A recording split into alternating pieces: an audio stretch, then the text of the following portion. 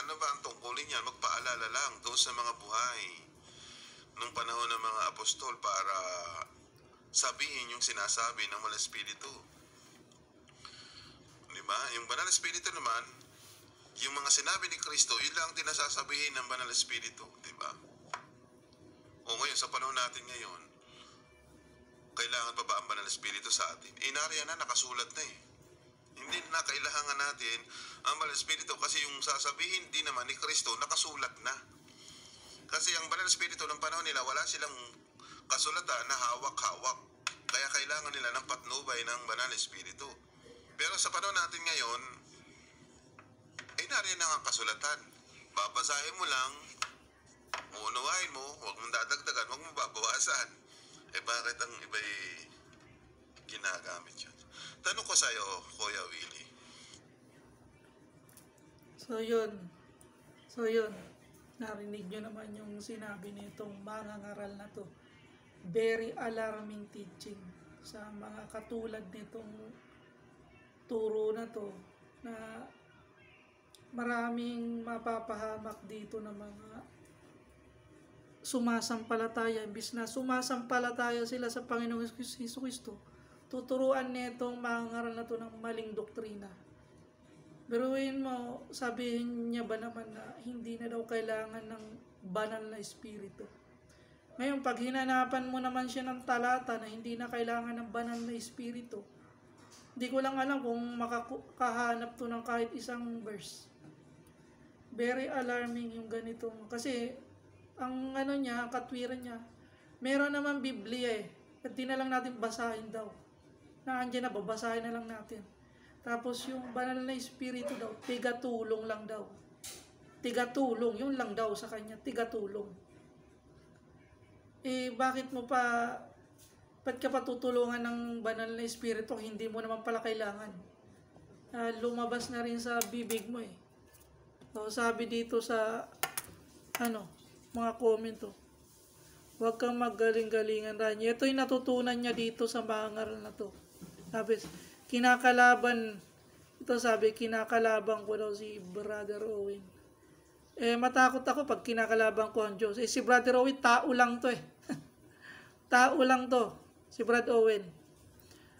Punta na tayo dun sa tungkol sa banal na espiritu. Sabi nito ni Kristo, si Kristo mismo nagsabi dito kaya't sinasabi ko sa inyo, ang bawat kasalanan at kapusungan ay ipagpapatawad sa mga tao. Sabi diyan, kung namumusong ka kay Kristo, pagpapatawad yan. Sa anak, sa Panginoong Jesucristo, okay lang yan, mapapatawad yan. Pero, sabi dito, datapwat ang kapusungan laban sa espiritu ay hindi ipagpapatawad. At ang sino mang magsalita ng isang salita laban sa anak ay ipagpapatawad sa kanya. Malinaw yan. Buti nga si Kristo mabait pa eh. Si Kristo ang Ama mabait pa. Pero pagdating dito, sa pangalawang paragraph, datapwat ang sino mang magsalita laban sa Espiritu Santo, banal na Espiritu, Espiritu ng Diyos, Holy Spirit, Holy Ghost. Ito, Espiritu ng katotohanan, mga aliw, ay hindi ipagpapatawad sa Kanya kahit sa sanlibutang ito o maging sa darating. Sabihin, yung panahon ni Kristo, sinabi niya na to, hindi ipagpapatawad. Nung sa panahon nila at saka sa darating. Sa darating, sabihin, sa panahon niya yun. Si Mr. Owen, sabi niya, hindi na daw kailangan. Malinaw dito yung pagkasabi niya. Okay. Salamat sa Diyos. Ang banal na espiritu mangungusap sa iyo para kaya delikado yung ganung mga ngaral. Ang Holy Spirit, ano ba ang tungkulin niya? Magpaalala lang doon sa mga Magpaalala lang daw nung panahon ng mga apostol para sabihin yung sinasabi ng Banal Espiritu. Diba? Yung Banal Espiritu naman, yung mga sinabi ni Kristo, yun lang din nasasabihin ng Banal Espiritu. Diba?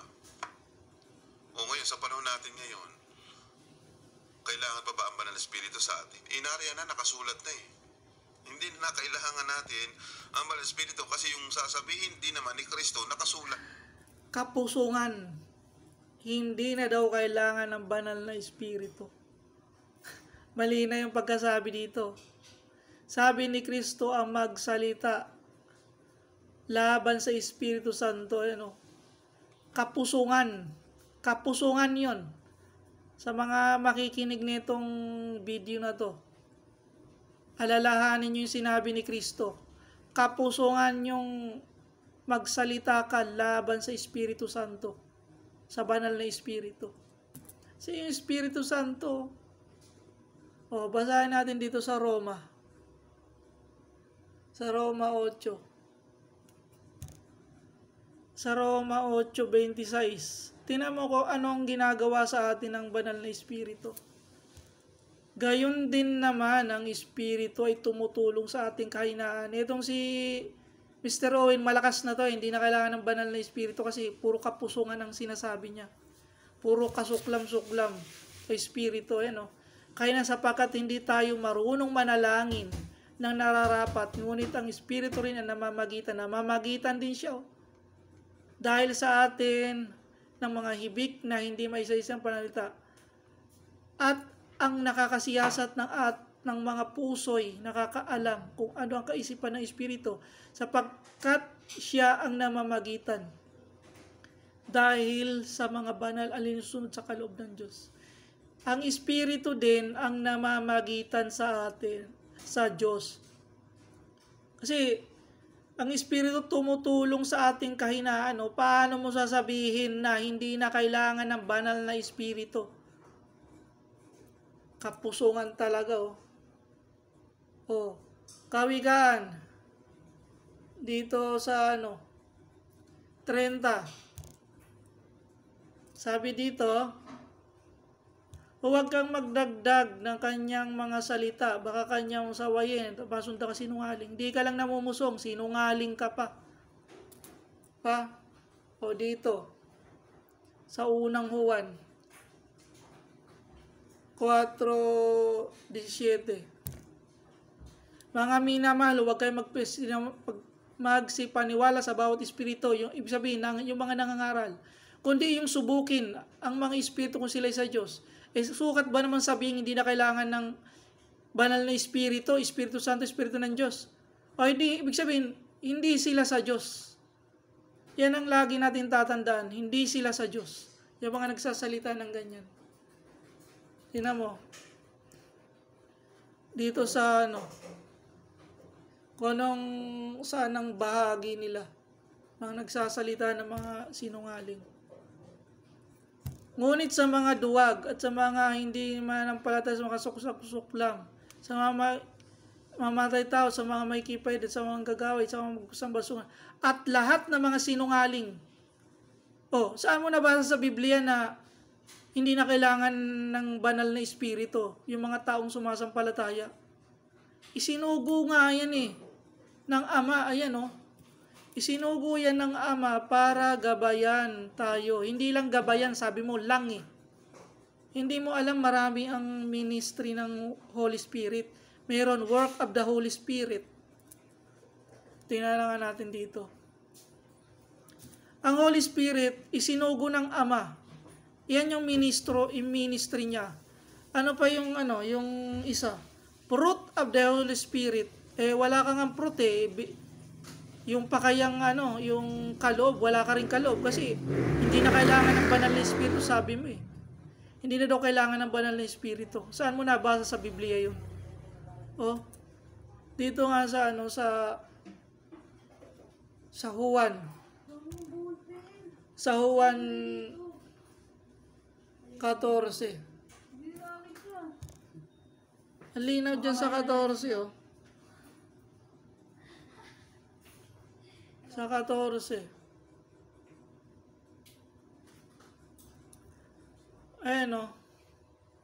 Sa mga tuwid bagay, dito tayo, at ako'y dadalangin sa Ama. Dumalangin sa Ama si Kristo. Na kayo'y bibigyan. Hindi Yung sinasabi pala ni Kristo, hindi mo sinusunod eh. Kayo ibibigyan, sabi mo hindi na kailangan, ibibigyan niya eh. You know, bibigyan niya ng ibang mga aliw upang siya'y suma inyo. Pagpakailanman, ikaw naman, hindi na kailangan. Oh. Sa makatubagay ang Espiritu ng katotohanan. Oh. Totoo pala yung balita sa iyo na hindi ka kumikilala sa banal na Espiritu kasi sabi dito na hindi matatanggap ng sanlibutan. O, hindi ka matanggap ng sanlibutan tulad mo, hindi mo matanggap ang banal na Espiritu na Diyos siya. O dito sa ano, kung sino yung mga aliw na yon, yung banal na Espiritu. Tatapat ang mga aliw sa mga bagay Espiritu sa nasusuguin ng Ama. Yung Ama yung nagsugo eh. O, tapos sabihin mo, hindi na kailangan ng banal na Espiritu. Pastangan ka. Mali na yung pagkasabi dito ng Panginoong Jesucristo. Habang maaga, bago ka na. Kaya mo dito. Napakalinaw.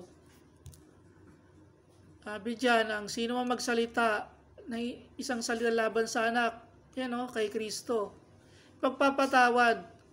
Pero dito, datapwat ang sino man magsalita laban sa Espiritu Santo ay hindi pagpapatawad. Ako, delikado ka dito. Mr. Owen, delikado ka. Yan o, hindi ipagpapatawad.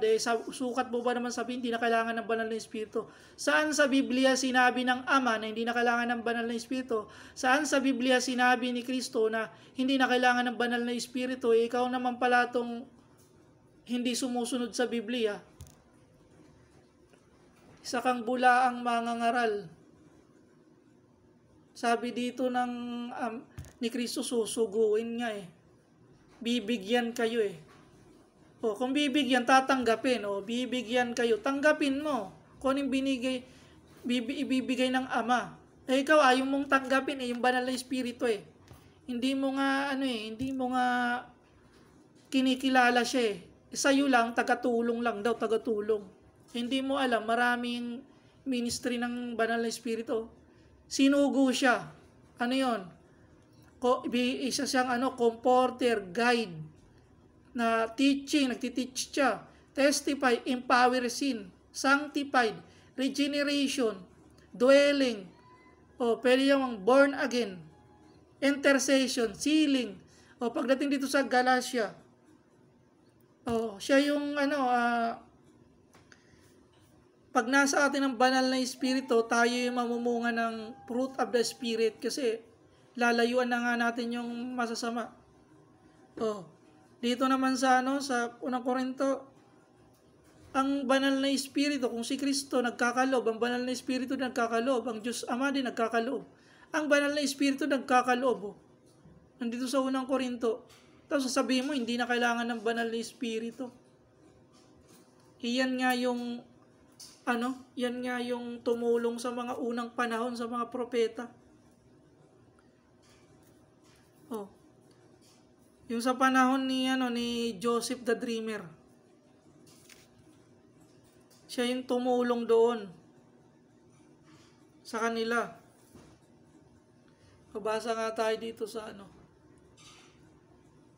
sa Exodus.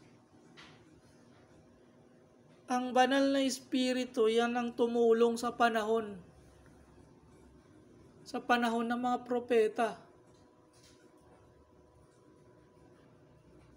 Ito sa unang at ang Panginoon nagsalita kay Moises, nagsabi, tingnan mo, aking tinawag ang pangalan ni Bezalel, na anak ni Uri, na anak ni Hur, na salipi ni Huda. Aking pinuspos siya ng Espiritu, pinuspos siya O ano yung pinuspos sa kanya ng karunungan, pagkakilala, kaalaman, at lahat ng sari-saring gawain. Sabihin dito, dun sa panahon ng Old Testament, may ministry na ang Holy Spirit. Doon sa panahon ni Pablo, meron na. Panahon ng 12 apostol, meron na. Nagpapagaling sila ng sakit. Sabi mo, hindi na kailangan ng punta tayo kay Pedro, doon sinabi ni Pedro. Kalawang Pedro. Tayo sa dulo.